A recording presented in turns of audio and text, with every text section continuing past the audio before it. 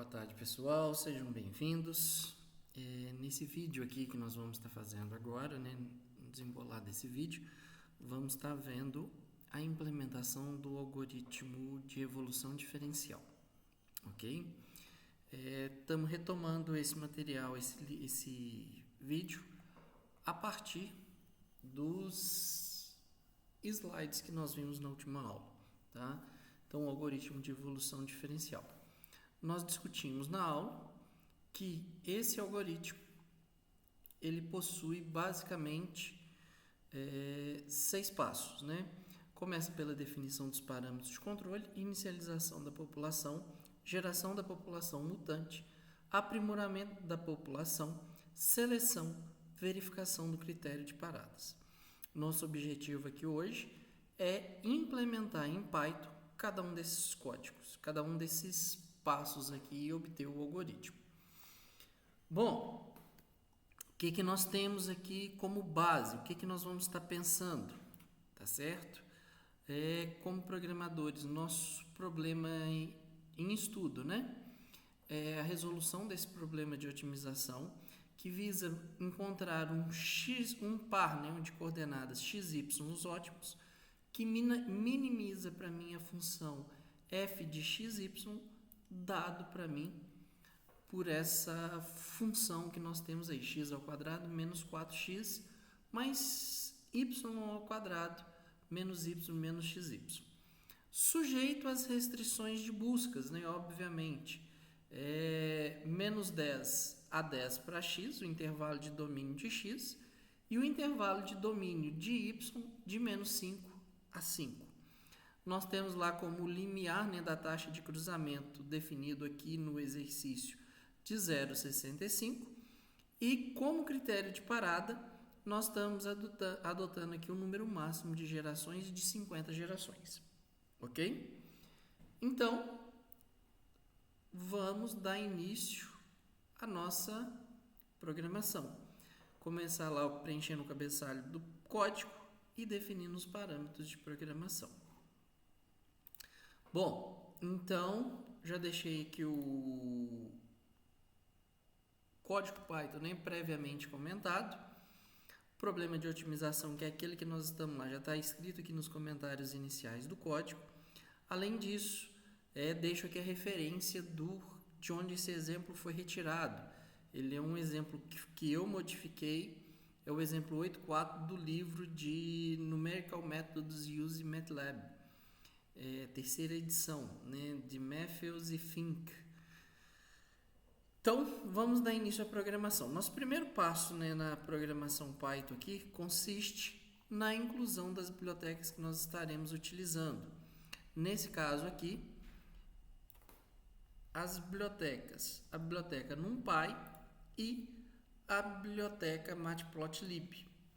Então, nossa primeira etapa, só para ficar bem centralizado aqui, biblioteca NumPy para fazer as operações matemáticas, o Matplotlib com recursos de plot para a gente poder acompanhar a nossa evolução. Bom, então nosso primeiro passo, né, nesse caso aqui, é a definição das nossas variáveis. Então, se a gente começa o desenvolvimento do nosso código, o primeiro passo que nós temos é a programação, né, ali da declaração dos parâmetros do algoritmo. Nosso algoritmo está sujeito a algumas variáveis, né? Nesse caso nosso aqui, o espaço dimensional n, o tamanho da minha população np, a taxa de perturbação f, a minha probabilidade ou o meu limiar de cruzamento cr, o meu critério de paradas aqui, que é o número máximo de gerações nesse primeiro momento, e o limite da minha região de busca, né, que esse algoritmo aqui ele precisa de ter a região de busca definida. Então, é o meu limite BU, meu limite superior, BL, meu limite inferior. Então, fazer a declaração dessas variáveis para o problema em questão. Esse é o primeiro passo. De posse dessas informações, vamos dar informação aqui então. Ctrl+C. Eu já deixei aqui pré-programado para a gente adiantar. Então, declarei aqui a ordem do problema. Ele é um problema de segunda ordem, porque eu dependo só de x e y. O número de indivíduos, 15. No próximo slide eu mostro por quê. O limiar de cruzamento, a probabilidade de cruzamento 0,65 foi definido. Nosso número máximo de gerações, 50. Iniciei também meu contador de geração, uma variável auxiliar do processo, em 0. Meu limite superior, BU, estou criando ele na forma de array, um array de duas posições, 10 para x e 5 para y. Lembra que nosso intervalo de busca é de menos 10 a 10 para x e de menos 5 a 5 para y. Então, limite superior 10 e 5 respectivamente. Consequentemente, meu limiar de busca, meu limite inferior para x e para y, menos 10 e menos 5. Com isso, eu já tenho a minha região de domínio pré-estabelecida. Passo, então, com a declarada essas variáveis, tá? A gente pode avançar. Avançar no quê? A gente pode avançar para o segundo passo. Vou deixar claro aqui, por opção, pré-alocação de variáveis. À medida que essas variáveis forem surgindo, a gente vai retornando a esse passo 1, a esse espaço aqui onde está o passo 1, e fazendo a declaração dessas novas variáveis. Combinado? Então, sensacional. Vamos para o próximo passo. Próximo passo, o que é que nós temos? Inicialização da população.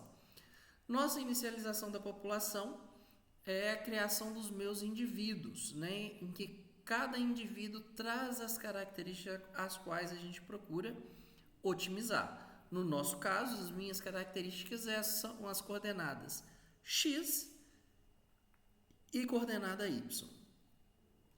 A literatura sugere que o número de indivíduos atenda a seguinte restrição. Então, por que nós definimos lá o NP igual a 15?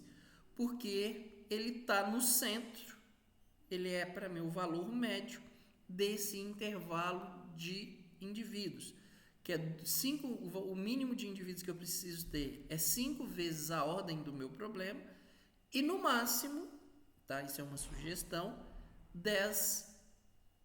Então, seria de 10 indivíduos a 20 indivíduos para o problema de otimização que nós estamos tratando. Bom, feito isso, para inicializar cada indivíduo, o que nós temos que fazer? Nós precisamos criar um indivíduo de acordo com essa relação 4, em que eu tenho uma variável aleatória, procurada ali no intervalo entre 0 e 1, uma distribuição uniforme. A diferença, né, que é a minha amplitude entre meu limite superior e meu limite inferior, adicionado ao meu limite inferior. Isso para cada uma das minhas características, ou seja, para o caso do vetor x, do eixo x, para o caso aqui do problema, para o meu eixo y, né, de coordenada y. Então, eu preciso de fazer essa busca. Então, vamos implementar a equação 4 no nosso código para inicializar a minha população. Bom, se eu vou inicializar a minha população, eu já posso pensar que eu preciso de fazer a pré-alocação de um espaço de memória no computador para essas variáveis. Para isso, já vamos deixar aqui pré-alocado as variáveis. A variável P, tá? Que ela é uma matriz, que ela vai ser para mim uma matriz para armazenamento da minha população genitora, em que cada linha dessa matriz, portanto, NP, essa dimensão, representa um indivíduo, e cada indivíduo, portanto, o número de colunas, representa uma característica. Para o nosso problema, definindo NP como 15 e N igual a 2, eu vou ter uma matriz de 15 linhas, 15 indivíduos, em que cada indivíduo meu de otimização, ele possui duas características, coordenada x, coordenada y. Com esse vetor, com essa matriz, né, pré-alocada, de fato, podemos então dar início ao nosso segundo passo, implementação da minha população genitora. Então, o passo 2 é a inicialização da minha população genitora, a minha população de geração 0, né? Ordem 0. O que eu estou fazendo aqui? Eu estou fazendo um looping dentro de looping, um looping alinhado em outro, em que executa para mim, para cada uma das características, aquela equação 4 apresentada lá no slide 11. Qual a equação 4? O valor aleatório uniforme, com distribuição uniforme entre 0 e 1, que faz para mim a subtração entre limite superior e inferior adicionado ao meu limite inferior. Então, exatamente o que eu implementei aqui. Então, para cada indivíduo aqui I, que vai para mim de 0 até NP, para cada característica J, no meu caso, no range de 2, então ele vai de 0 a 1, né? Característica 0, característica 1, sendo para mim a característica 0, coordenada X, sendo para mim a característica 1, a coordenada Y. Então, o que eu estou fazendo? Estou usando a função NP-random uniforme para fazer uma busca em distribuição uniforme entre 0 e 1 nesse intervalo. Com isso, eu gero meu número aleatório. Bom, multiplico isso pela minha amplitude. Qual a amplitude? BU menos BL na posição J, tá? Então, posição J0, estou fazendo lá 10 menos 10, adicionado ao meu limite inferior na posição J.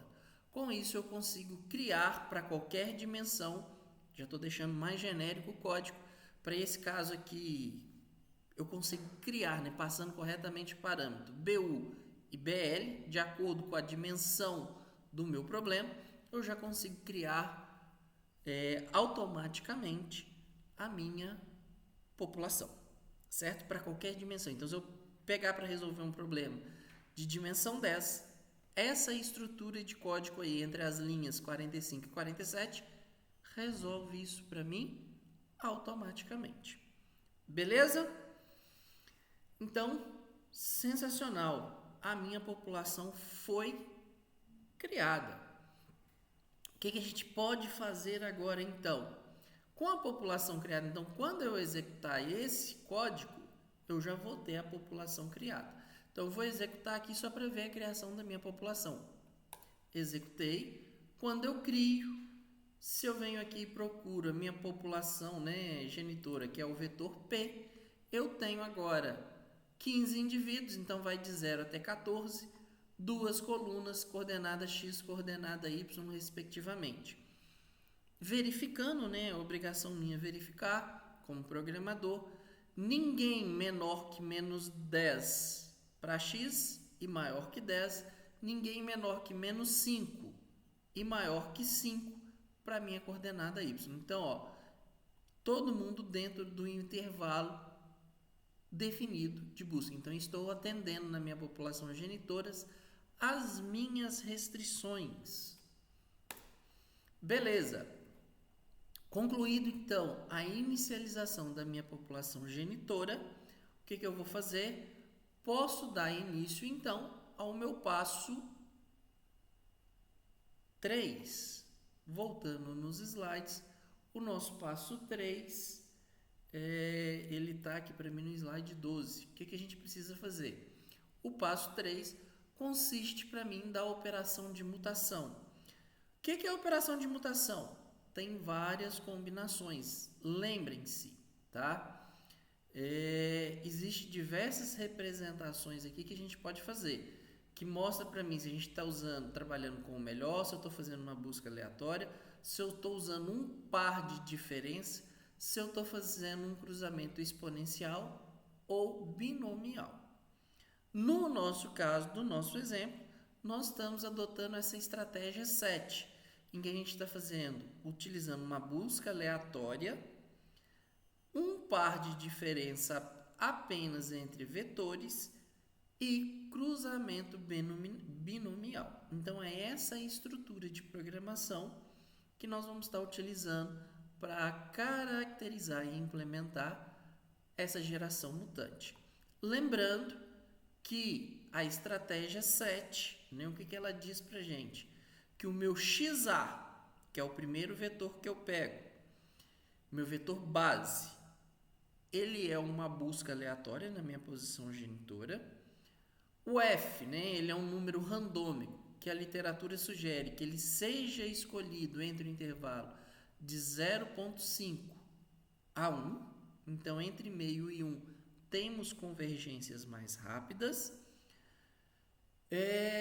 XB e XC, outros dois indivíduos escolhidos aleatoriamente a partir da minha população genitora, ou seja, da minha população G. Qual é um requisito que nós temos para esse procedimento de mutação? O indivíduo A tem que ser diferente do indivíduo B, do indivíduo C. Ou seja, na hora de fazer essa busca randômica, eu tenho que assegurar que os meus índices A é diferente do índice B, que é diferente do índice C. Para quê? Para que eu pegue indivíduos distintos. No final da história, o meu indivíduo A pode ter os mesmos valores do indivíduo B, mas isso porque meu algoritmo está convergindo, não porque meu algoritmo está... eu repeti o mesmo indivíduo, então tem indivíduo A, tem indivíduo A de novo. Então, isso é o que eu preciso garantir. Então, vamos iniciar a nossa programação. Iniciar o passo 3. Para iniciar o passo 3, lá usando a estratégia 7, o que nós precisamos desembolar aqui e fazer? Então, iniciando aqui o passo 3, passo de mutação.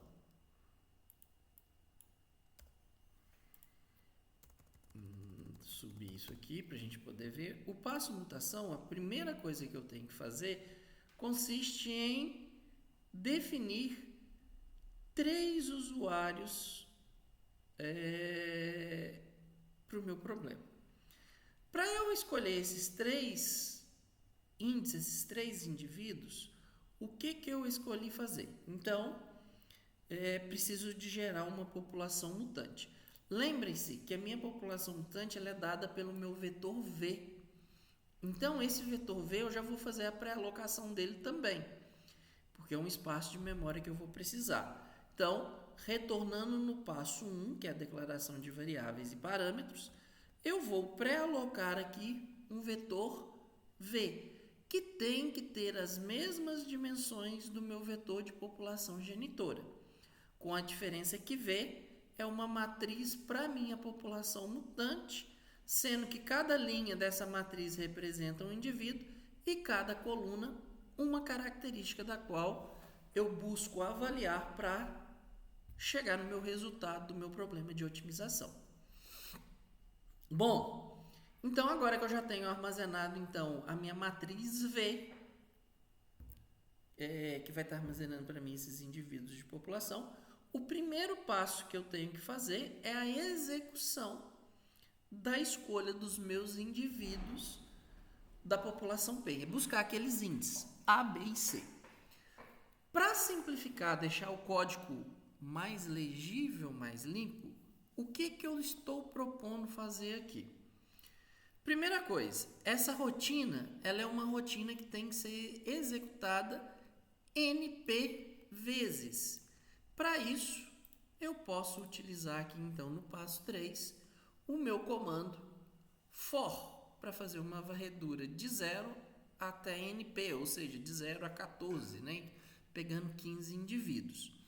Para pegar esses 15 indivíduos, o que eu preciso fazer? Primeiro passo dentro desse loop é fazer a escolha dos meus parâmetros A, B, C. Para isso, né?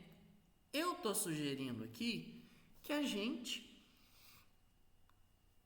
coloque essa rotina em uma função, que vai chamar para mim uma função escolha A, B e C, tá? E eu estou passando nessa função o meu NP, que é o número de indivíduos. Ou seja, eu preciso escolher 3 indivíduos, que vai de 0 até NP menos 1 no Python, e que A, B e C sejam diferentes. Como que vai ser essa função escolha ABC para mim? Vou vir aqui no início do código e vou reservar um espaço ali para que eu possa fazer a seguinte programação. Então, estou deixando reservado aqui no início do meu código um espaço para a declaração de algumas funções auxiliares internas do algoritmo. A primeira função que eu estou colocando ali é a minha função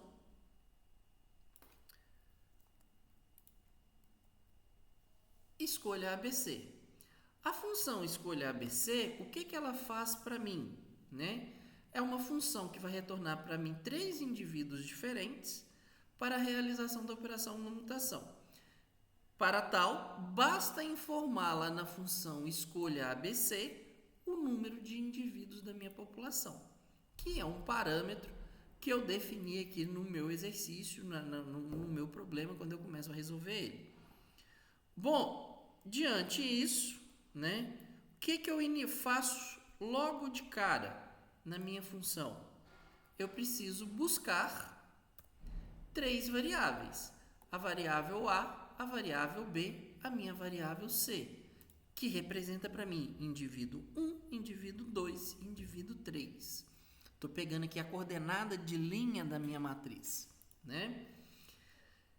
Para isso, só eu dar o NP random int, que vai fazer para mim uma busca de um número inteiro entre o intervalo de 0 a NP. Lembrando que essa busca, o intervalo superior, ele é aberto. Então, ele vai para mim de 0 a 14, tá?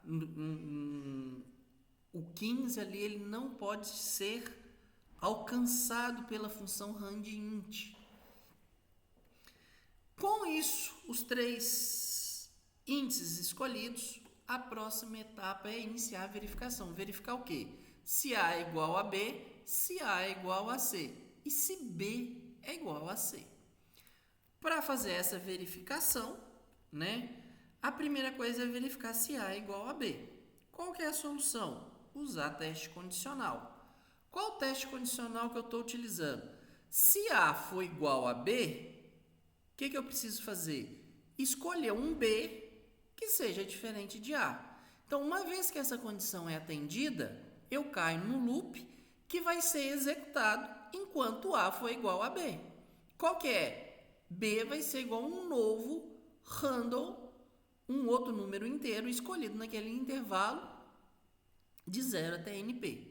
Ou seja, esse looping só é encerrado quando A for diferente de B. A é diferente de B? Sensacional, interrompe esse loop. Então, eu já assegurei que A é diferente de B. Preciso assegurar agora o quê?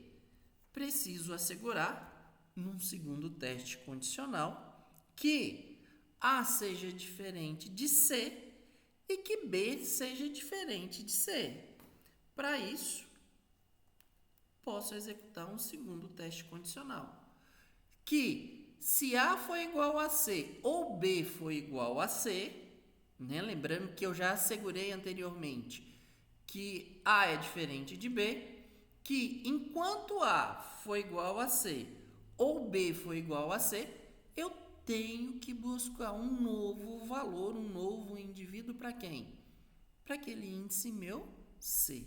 Executando essas operações, né, esse teste condicional e esse processo de busca com o while, eu asseguro que o meu índice A vai ser diferente do meu índice B, que vai ser diferente do meu índice C. Feito isso, né, Ctrl C, posso simplesmente retornar os meus valores ali, que é retornar os meus índices A, B e C, tá? Então, essa é a primeira função que eu deixei pré-programada para quê? Para tirar todas essas linhas de comando, que está entre a linha 30 e a linha 40 do corpo do meu algoritmo. Então, deixei a funçãozinha chamando aqui. Então, quando a gente passar a escolha ABC, automaticamente ela vai buscar para mim, né, esses índices distintos ali de A, B e C.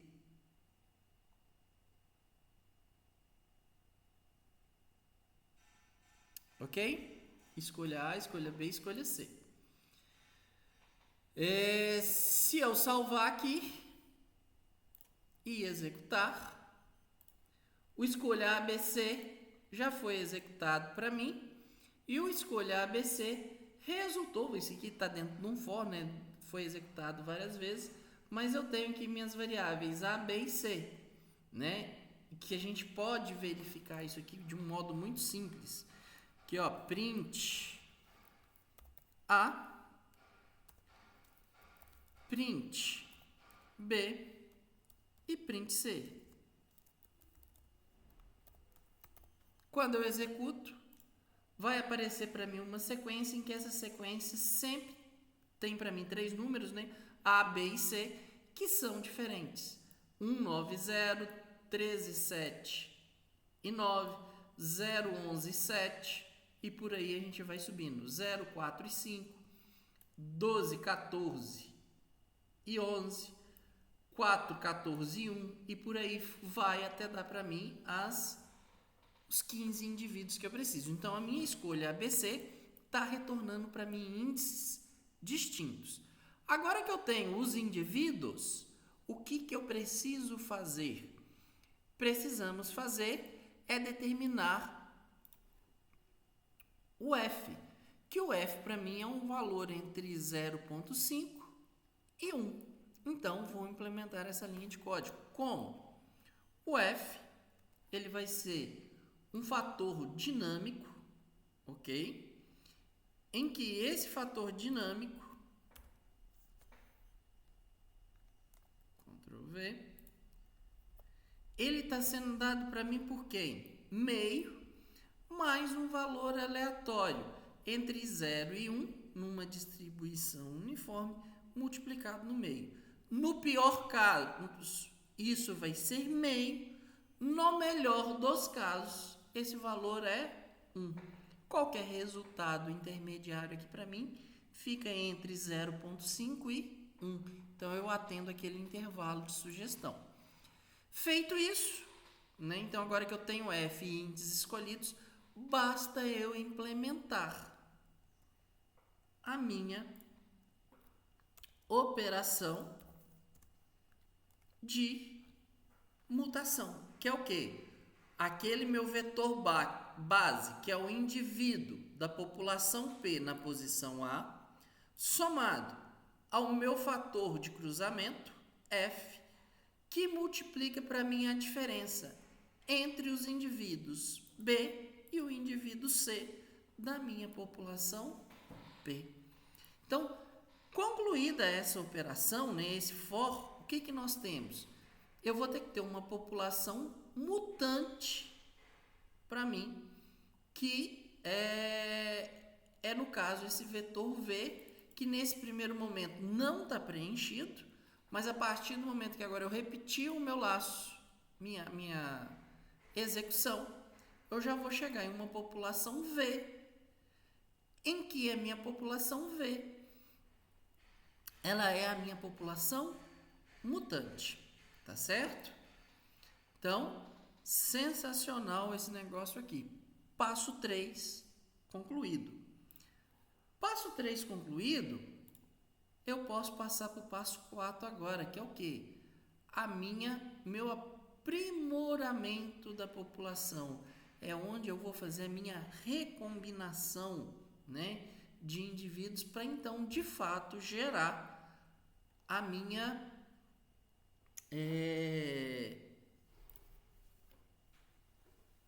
população candidata. Lembra que a minha população candidata, pela estratégia 7, ela é dada pelo cruzamento binomial, em que deve-se atender à equação 6. Vou sortear um número aleatório entre 0 e 1, numa distribuição uniforme. Se esse valor sorteado for menor que o CR, que é o meu limiar ali de cruzamento, passa a característica mutante. Se não, caso contrário, passa a característica da minha população genitora, passa a característica de X. Então, o que nós vamos ter que obter no final? Um indivíduo U com características tanto do indivíduo mutante quanto do indivíduo da minha população genitora. Então, tendo aqui X e V, dois indivíduos, na hora que eu faço esse sorteio aqui binomial, né, de acordo com essa característica binomial, esse cruzamento binomial, dado por esse case da equação 6, eu vou chegar num indivíduo U com características tanto de X quanto características de V. Vamos implementar esse passo 4, então, fazer o cruzamento? Bom, para vir aqui, então, no nosso código e implementar o passo 4, vamos marcar aqui, então, a etapa de cruzamento. Então, vamos fazer o cruzamento binomial. Cruzamento binomial consiste para mim do seguinte: primeiro passo, eu tenho que saber que eu vou precisar de gerar uma população de filhos de quantos? De NP indivíduos. Para isso, né, eu vou ter que colocar um for, que vai fazer uma varredura para mim até NP, que é a dimensão do meu problema. Feito isso, o que nós temos que fazer? Nós precisamos sortear um indivíduo, tá? Que eu chamei esse indivíduo aqui de K. K vai ser para mim um sorteio, uma posição. Então, estou escolhendo, tenho 15 indivíduos, estou escolhendo entre o indivíduo 1 ao indivíduo 15. Aquela posição do meu indivíduo na minha matriz. Estou sorteando, nesse caso aqui, a linha da qual eu vou estar trabalhando, retirando as características. Então, K para mim é a escolha aleatória de um indivíduo da minha população. Na verdade, é a linha a qual eu vou estar trabalhando. Agora, eu preciso, de fato, implementar aquela equação 6, que é o meu case, para cada uma das características. Para fazer isso para cada característica, o que eu sugiro, deixando isso de forma mais genérica? Colocar dentro do for, né, um segundo for, que vai fazer para mim a varredura de J até N, que é meu número de características. Então, se o valor sorteado de forma randômica, numa distribuição uniforme entre 0 e 1, for menor que o CR, que é um parâmetro que eu defini lá no início do código, aquela característica do indivíduo I na posição J vai ser igual à característica do meu indivíduo mutante na posição K para a característica J. Se essa condição não é satisfeita, o meu indivíduo candidato I vai ter a característica J da minha população genitora P do indivíduo K e característica J. Por que o código aqui para mim está reclamando? Ele está reclamando porque eu não pré-aloquei a minha matriz U. Então, para que isso aqui dê certo, eu preciso ir lá no início, onde eu faço a minha declaração de variáveis, e pré-alocar um espaço na memória para a minha população candidata, que vai ser uma matriz, né, da população candidata U, em que cada linha representa um indivíduo e cada coluna representa uma característica. Então, olha, a partir do momento que eu faço a pré-alocação da minha matriz U, acaba todas as reclamações. Então, quando eu executar o código novamente, vai surgir para mim uma matriz U preenchida, de acordo com essa dinâmica que está aqui, esse teste condicional, que implementa justamente para mim aquele case da equação 6 que está lá no slide 14. Executando, gerei aqui então minha população U, vou abrir, ela tem características aqui de X e de V, que gerou para mim 15 indivíduos, que vai do indivíduo 0 até o indivíduo 14. Beleza, então veja, tenho população genitora, tenho população mutante e tenho população candidata. O que eu preciso fazer agora? Retornando nos slides. Uma vez que eu fiz o aprimoramento, que é essa criação da população U, eu entro para a etapa 5, que é meu processo de seleção. Meu processo de seleção, vamos descer ali no slide 16. O processo de seleção, ele é o processo de seleção que nós vimos, é a competição individual. Então, eu estou comparando o indivíduo da minha população candidata, U, com o indivíduo da população genitora, que é a minha população P, lá o X. Bom, o que eu estou comparando? Se a função custo da minha população candidata for menor que a função custo para aquele mesmo indivíduo posição ali,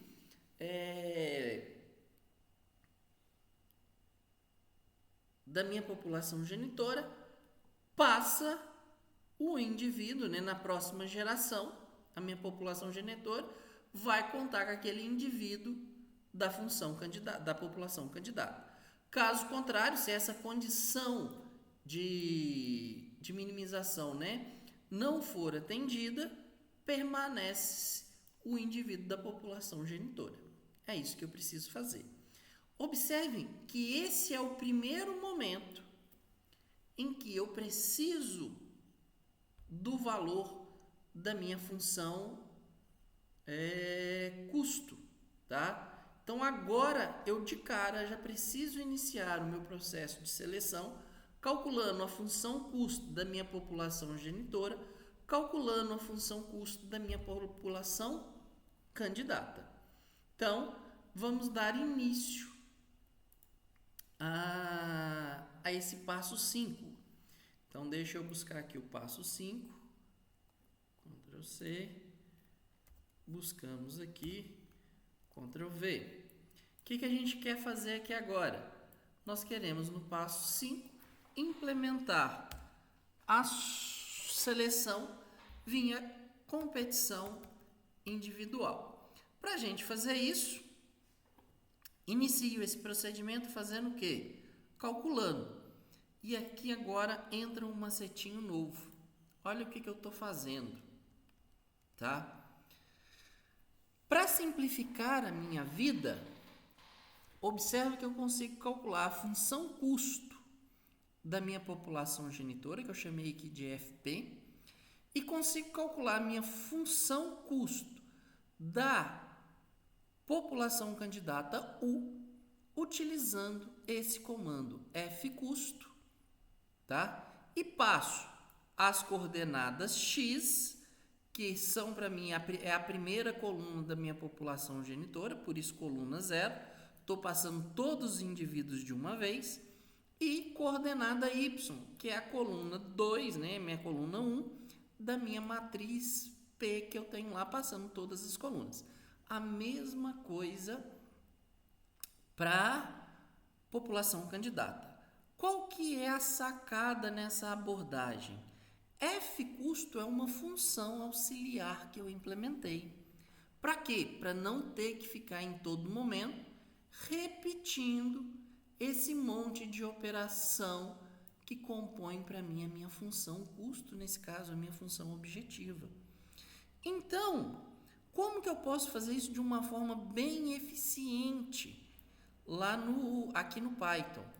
Eu posso fazer isso utilizando um recurso, então eu vou deixar ela até acima dessa função que nós já colocamos, que é utilizando o recurso de função lambda. A função lambda, para quem não conhece no Python, ela é uma função de uma linha só. Então, é uma função naquela programação modular, mas a minha função, ela só tem uma linha, tá? Quais são os parâmetros de entradas? Coordenada x e coordenada y. Resolve e retorna para mim o quê? O x ao quadrado menos 4x mais y ao quadrado menos y, que subtrai o produto de x, y. A minha função lambda, ela chama f custo. Ela recebe como argumento a coordenada x e a coordenada y, tá?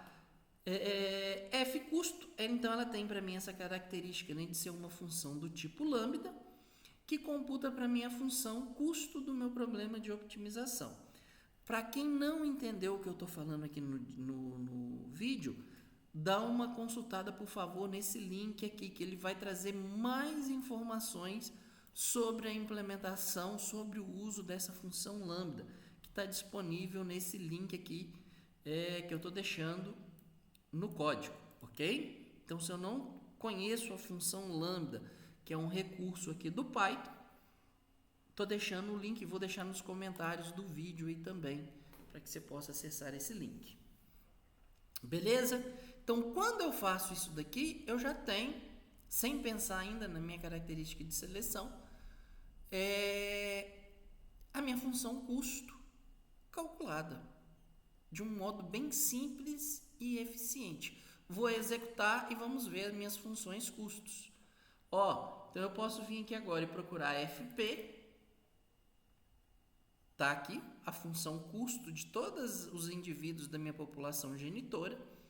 E o FU, a minha função custo para todos os indivíduos candidatos à solução da minha população candidata mesmo. O segundo momento, né? O que eu quero? Eu quero agora fazer aquele teste condicional, que é determinar a minha próxima geração genitora. Para isso é um for, vou ter que fazer aquela avaliação competição individual. Que nós precisamos fazer o quê? Se o FU for menor que o F da minha população genitora, o FP, aquele indivíduo da população U vai para a população P. Tá? Lembrando que P é minha população genitora. Então aqui agora eu estou prevendo a próxima geração. Se essa condição não é atendida, o que eu vou fazer? Nada. Eu não tenho que fazer nada. Vai ficar exatamente isso daí. É só corrigir essa indentação aqui, porque essa indentação aqui ficou errada. Isso. Aqui, ó. Beleza. Então, com a indentação corrigida, beleza, sensacional. Quando eu rodar isso daqui, eu já vou ter uma atualização da minha próxima geração. Executei, belezamente. Se eu printo antes P, antes desse for, e printo P depois desse for, eu vou ver que houve alteração na minha população genitora. Não vou fazer isso porque é 15 indivíduos, a gente vai custar identificar e comparar isso aqui no prompt de comando, tá? Bom, antes de dar um próximo passo, que é o passo da seleção, né, atualização primeiramente do meu critério de parada, eu vou fazer o seguinte, eu já vou deixar pensar, né, nós já estamos acostumados com isso, que é acompanhar a cada geração a minha solução ótima. Então, vou pré-alocar aqui nas minhas variáveis essa variável fbest, que ela é para mim um vetor que apresenta a solução ótima por geração. Então, eu tenho armazenado em fbest a solução ótima da geração 0, da geração 1, da geração 2, até chegar na última geração da qual eu estou simulando. Então, o fbest faz exatamente isso para mim. Então, como agora eu já tenho a minha função custo implementado, eu já computei isso, o que eu quero fazer? Eu quero fazer o seguinte, eu quero pegar aqui embaixo e armazenar um valor para depois eu poder plotar e ver a evolução. Que é o quê? A solução ótima daquela geração que eu estou. Ela vai ser quem? Estou num problema de otimização. Ela é o menor valor da minha função FP, da minha função genitora, da minha função custo da minha população genitora. Então, estou buscando isso aqui com o NP-min. Função custo, né, o menor valor de função custo da minha população genitora. Vou fazer isso para a cada interação, na hora que eu pôr isso para repetir, que eu não fiz isso ainda. Beleza, sensacional. Implementei, já salvei, inclusive, essa evolução temporal, ou geracional, melhor dizendo, do meu algoritmo. O próximo passo, né, é assegurar que possamos fazer a atualização do meu critério de parada. Nesse primeiro momento, usando o critério de parada dos mais simples possível, tá? Como assim, Lucas? Simplesmente fazer o incremento da minha geração. Então, se a geração que eu tô vai ser igual à geração que eu estava, a próxima geração vai ser a geração que eu estou, mais um. Fiz o incremento da minha variável. O que falta eu fazer agora? Checar o critério de parada. Checar o critério de parada, vamos voltar aqui nos slides, atender ao seguinte critério. Eu executo o meu código enquanto o meu critério de parada, que é o número máximo de gerações, não for atendido. Enquanto isso não é atendido, eu tenho que sempre retornar ao passo 3. Quanto esse quesito não é mais atendido, eu tenho que retornar então a solução ótima e finalizar o algoritmo.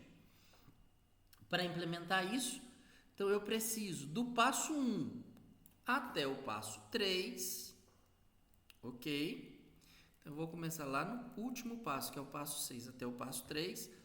Vou dar um tab aqui para tabular e vou ter que entrar então com aquele enquanto, que é quem? O while. O while o quê? Enquanto G menor que o número máximo de geração, Gmax, eu vou ter que ficar repetindo do passo 3 até o passo 6. Vou tirar esses comentários para que todo mundo fique alinhadinho. Vou retirar esse espaço para que todo mundo fique alinhadinho. Vou retirar esse espaço para que todo mundo fique alinhadinho. Então, veja. Enquanto o meu critério de parada, G, for menor que geração máxima, executo o passo 3, executo o passo 4, executo o passo 5, atualizo o meu critério de parada, que nesse caso aqui é só por geração. Bom, feito isso, já dá para eu ter ideia, né? O meu algoritmo já está funcionando. O que eu vou ter se eu executar isso daqui? Nesse primeiro coisa, meu algoritmo só executou, tá? Qual que é a minha saída? Vou devolver isso para o usuário. Então, pós-finalização, né, pós-conclusão do meu processo de busca, após o algoritmo ser de fato finalizado, o que nós vamos estar fazendo? Retornando para o usuário. Então, ele acabou, aquela condição não foi mais atendida. Eu vou retornar para o usuário a minha solução ótima, que é a minha solução, o FBEST, para a coordenada XY. Então, eu estou pedindo lá, agora eu já não armazenei, pegando a última posição, que é meu valor ótimo, e retornando ela ali para, que é a última posição desse vetor que eu tenho aqui, né, que a gente foi armazenando. Posso fazer o seguinte, posso plotar essa evolução minha, né, para ver isso graficamente. Então, posso gerar um gráfico de evolução. Estou plotando o FBEST em uma cor azul, vai ser para mim uma linha, em que eu vou ter um gráfico lá no eixo X, cada geração que eu tenho, e no eixo Y a minha solução ótima, como que ela começou e onde ela terminou.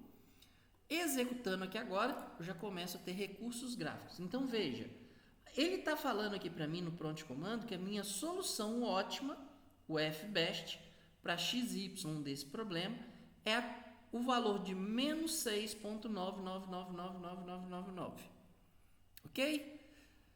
O que isso representa para mim graficamente? Olha, para 50 gerações, a primeira geração que eu tinha, né, começou com uma solução, uma função custo acima de 2.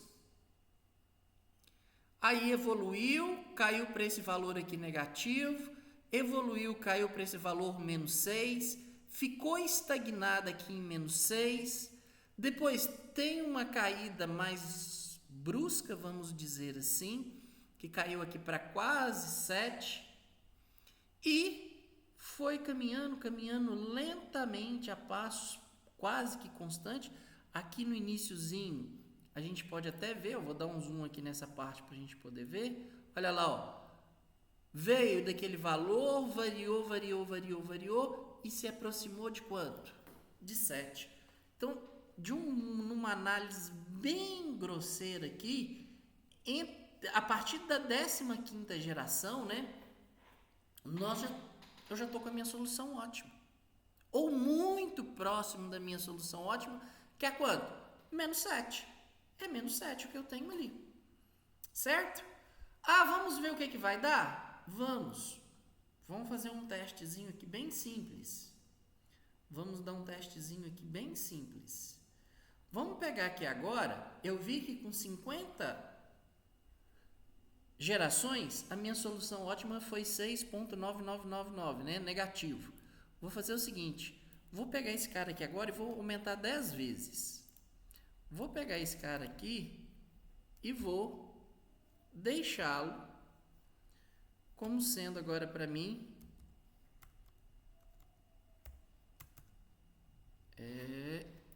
500 gerações. Número máximo de gerações.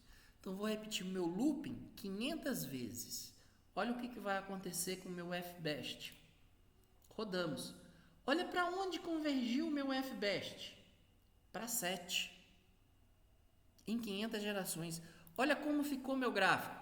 Ele começou em menos 5, convergiu cá para baixo, caiu.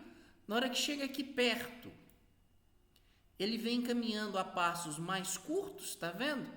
Chegou novamente ali entre 15 e 20 gerações, ele já estava cravado aqui, ó, muito próximo de 7. Provavelmente aquele 6,999, alguma coisa ali. E o que eu consegui quando coloquei 500 gerações?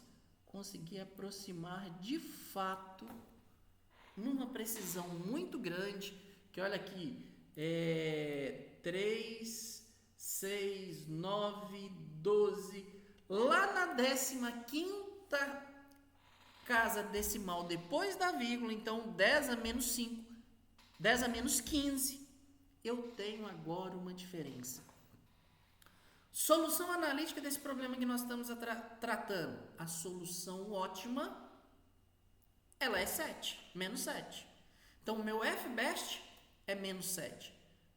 Eu gastei para essa abordagem que eu estou fazendo para chegar em menos 7, algo em torno de quantas?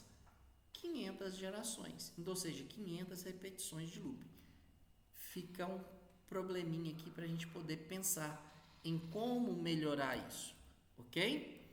Vamos deixar aqui 51 gerações. Ó, bacaninha, vim lá, ó. 50 gerações aí, tranquilinha. Começou, evolução aqui um pouco lenta, depois deu uma evolução agressiva, ficou estagnado, deu uma evolução agressiva, veio numa evolução mais lenta, porque estava aproximando da minha solução ótima. Mas observem que eu tenho uma aproximação muito boa, sempre abaixo de 20 gerações. Com 20 gerações, eu já estou conseguindo resultados muito bacanas. Ok? O que eu quero mostrar? Então, com isso a gente encerra uma programação básica do algoritmo de evolução de evolução diferencial. Essa programação, ela está 100% correto? Não. Vou mostrar o porquê aqui. Ela está correta, a lógica está correta, porém, nós temos probleminhas nesse passo 5 aqui, que é o passo de seleção. Por quê, Lucas? Deixa eu mostrar uma coisa para vocês, que nós não estamos programando. Nossa função, vou plotar um negócio para vocês aqui verem, que eu já tinha deixado pronta. Então, pós-processamento, vamos conhecer, primeiramente, o que nós estamos lidando, qual é o nosso problema. Olha aqui, ó, primeiro problema. O problema de otimização que a gente está tratando, ele é um problema de uma função parabólica.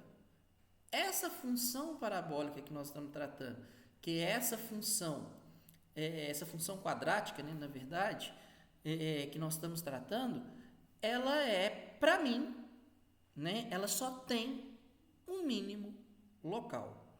O mínimo local é também um mínimo global para essa solução, que nesse caso aqui é para x3 e y2. Se eu não me engano, essas coordenadas mesmo. A gente pode verificar isso aqui vindo em P, na minha população P, e olhando para onde está convergindo meus elementos. Aqui, ó, o x está convergindo para 3 e o y está convergindo para quanto? Para 2. Tá? Então, o meu x ótimo dessa solução é x3, y2. É o único mínimo que essa função tem. Ela tem isso daqui. Como que eu posso ver isso? Quando eu ploto minha curva de nível. Como assim, Lucas? Olha a curva de nível. Tá vendo? À medida que eu afasto do meu mínimo global aqui, a minha função custo, ela sempre aumenta. Então, qual é a limitação que eu tenho nessa abordagem, né, que eu fiz aqui de programação? Na minha etapa de seleção, eu não estou verificando as restrições. Eu não verifiquei as minhas restrições em momento algum. As minhas restrições podem ser violadas?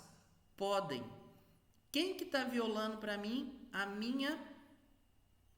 as minhas restrições? Justamente a etapa de mutação. A etapa de mutação pode produzir um indivíduo que não atende aquela minha restrição.